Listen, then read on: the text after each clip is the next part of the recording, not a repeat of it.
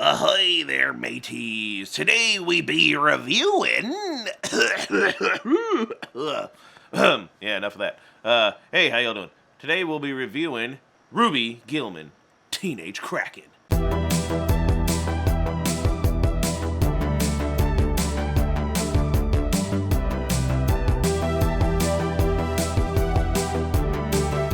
Right away, the title, Ruby Gillman, ha ha ha ha ha, oh wow. Teenage Kraken, makes me think of those old, I was a teenage Frankenstein, I was a teenage werewolf, I was a teenage space person, stuff like that, spider, you know. So that's kind of cool. The art on the posters look really good. And we finally saw a trailer, I think, late, and probably our third viewing of the Mario movie. So the only downside was they didn't do any advertising for this movie. And when they did, it was like too late. And then they dump it, sadly, because this is like DreamWorks' worst movie in terms of box office and all that. Which is a shame because I feel like the movie deserves a little bit more hype because it was really good. Ruby Gillman, Teenage Kraken. A 2023, cartoon action comedy film from DreamWorks, Universal. But it was, I thought everyone liked those coming-of-age stories. It was just a simple story. Girl wants to ask guy out for prom. Girl wants to go to prom. Parents won't let her. Why? We find out. Secrets with families. And then at the end, we have a nice, cool kaiju battle. So, right away, I'm like, cool, big kaiju stuff. I thought it was enjoyable. So Ruby Gillman, she's 15. Her family, they're trying to fit in with humans, even though they're Krakens. And they give the awesome excuse of they're Canadian, that's why they're blue and they look like this. They're from Canada, eh? Right away, I was turning to my buds and like, makes sense. And then they even did that thing and there's like, hey, hi, I'm Canadian, huh, hey. Shows a little sticker on her backpack and then the people are like, makes sense. And that's where we meet this old sea captain and his crab, Davy, who's like, I remember the Kraken 15 years ago I saw. And so this is kind of like he's going to be part of something trying to expose her once she finally gets into her roots, because if you've seen the trailer, you kind of already know how the story's going to go. But it still doesn't mean you can't enjoy it. It's a very simple, like, about family, about accepting oneself, about all this other stuff there. It's a nice little movie. So she's trying to go to prom, her friends, and what I liked about the friends were they were all that typical unique group of friends, but they were likable. But they didn't overstay their welcome to be a bit annoying. But they also weren't there not enough to like, oh yeah, these are characters in this movie. They were shown, I think, just the right amount because we want to focus on Ruby, her family, the new girl, the family she discovers, Gordon Lighthouse, the sea captain with his crab Davy. I mean, funny name, huh? Ruby Gillman, stuff like that. And then, of course, the mermaid girl. That's supposed to be Ariel, basically. Chelsea Vandersea. Chelsea. C. Yes, we get it, the names. But it's kind of funny. You roll your eyes, but it's it gets a chuckle where you roll your eyes enough.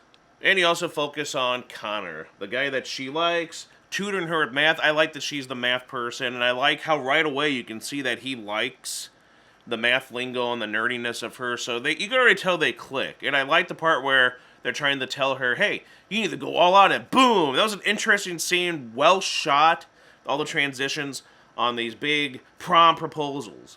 And she finally goes to use like a cannon, a little glitter cannon, confetti cannon, and she's like, so how do you think they should do with all these weird things everyone's proposing? He's like, yeah, I'm not into that, just go up and ask the person, that's all you gotta do. And she's like, oh. And then you can tell they both are about to say it. Then he gets fallen into the water. And then the whole movie beginning is her family, her mother especially, Agatha Gillman, who is a realtor. The dad has little ships and bottles on a little online thing there with all those little followers. And the kid, her brother, pretty funny. They always have a silly little pet creature that's, not annoying. So that's kind of nice. But the brother, he's the typical little brother making fun of her. Ooh, she's in love.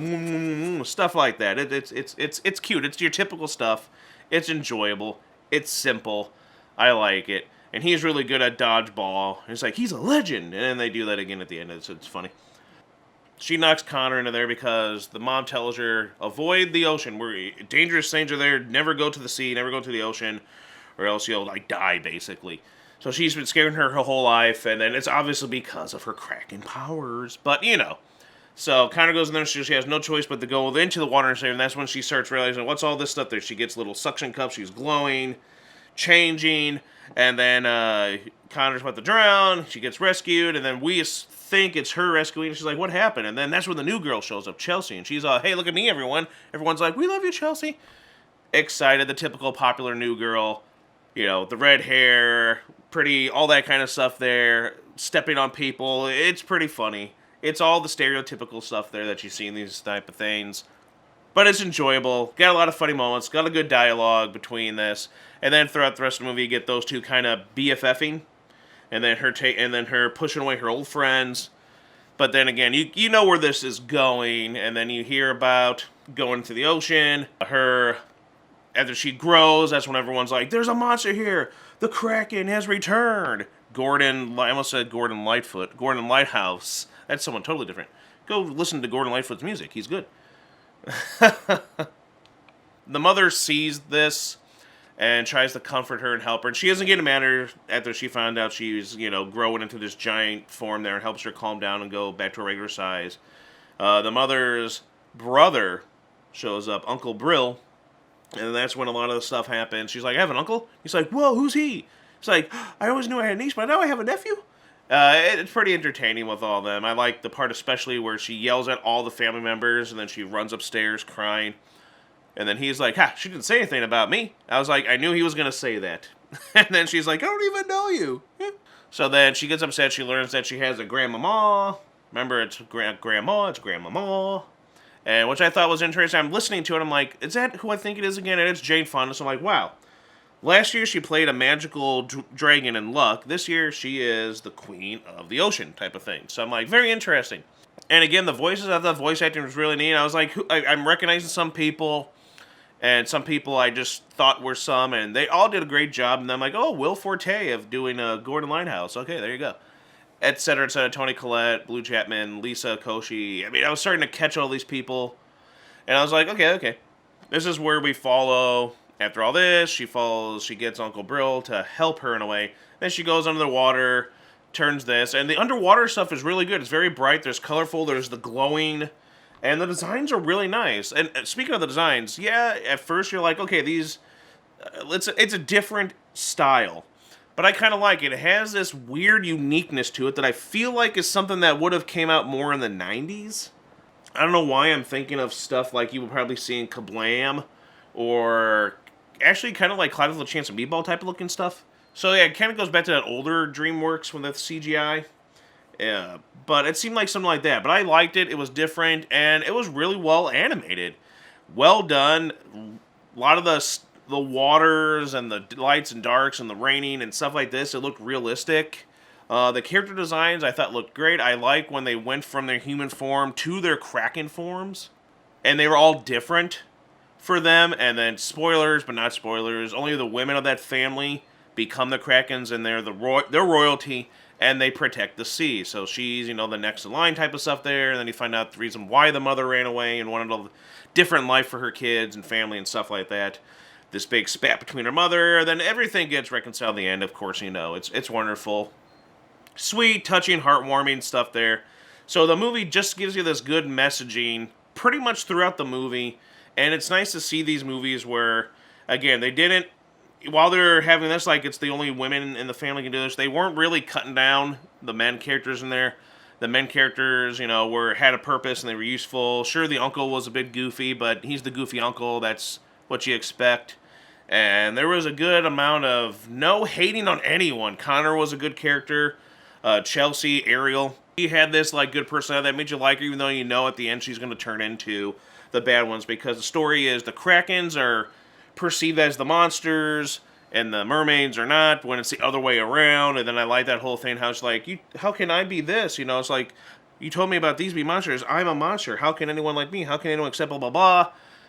it was nice stuff. So it's got good messaging, great animation, unique designs, and a nice little story and characters that I think deserve more than this. And honestly, with the Little Mermaid horrific garbage remake that's out, that's all of Disney's like live action. They're all trash. They're all just, seems like for some reason they're trying to smear what made them what they were, and I don't see how anybody could ever like any of these live actions over, I mean, especially when you see them, like, this is, the Little Mermaid one there is just, it's god-awful, but then so was the Beauty and the Beast one, and so was the Lion King one there. It's like, why would you watch those over the beautiful mastery, the masterpieces of those original animated films?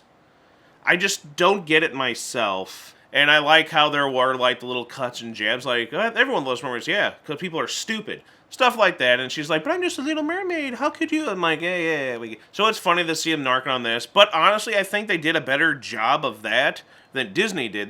This movie did a better Ariel than the new one did. So it's kind of funny, and I like the poking fun. It's interesting, and it's a shame that they put this out the way it is, so it's not going to be successful, which is a shame, because it's a great little movie. I was actually very impressed with it, and I was enjoying to see it in theaters. I was happy to be sitting there in theaters watching it, my buds too. It was enjoyable. And working on the big screen to see all the nice colors, the vibrancy, the glowiness, the designs, everything about it worth seeing in theaters, and I feel like the movie deserves more. So again, backtracking goes there, you find out that the Ariel girl is the bad one, and then I liked her monstrous form too. It was a nice design, and I like how the water flowing was the hair. Not too much spoilers, but then they have their battle on prom night while the prom boat's there and she rescues people. Stuff like that shows that she's not bad. Everyone there. I like how the family goes to help Gordon to help hunt the monster. It becomes friends with them. Hear more from him, Davy. Knock it off there, Davy.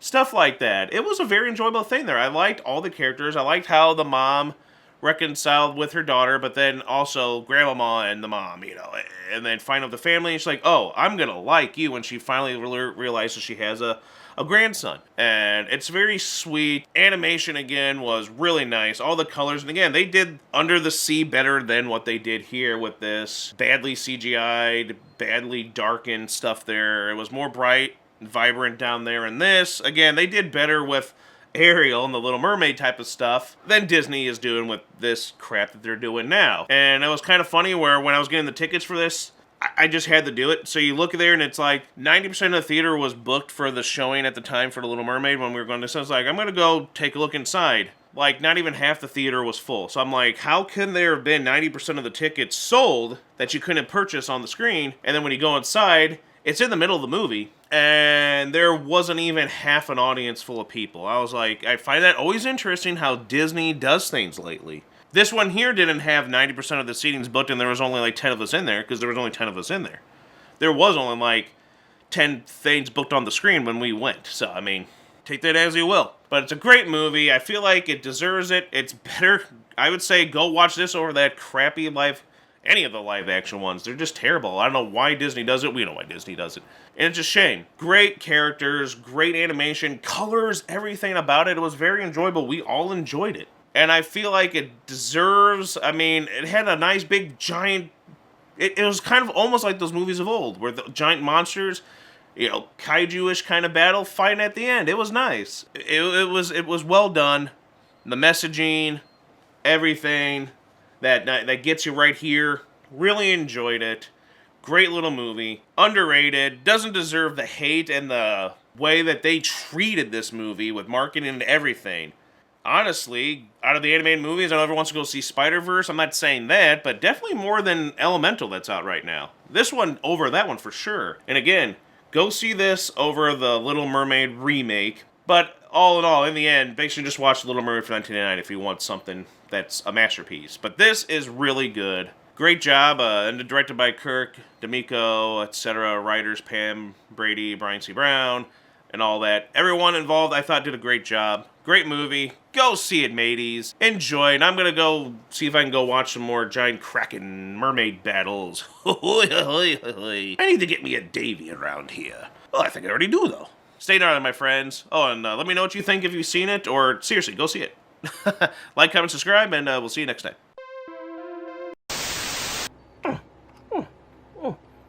There's that thing on. Hey, do not pay attention to this movie or this review. Mermaids are not bad. Isn't that right? Mermaids, ain't that right? Pay no attention to this evil propaganda. Mermaids are good. They are not bad. They are good. What is it? This isn't backfiring, is it? Get that camera out of our faces. Go. Yeah, that might blow some bubbles on you. Yeah, go.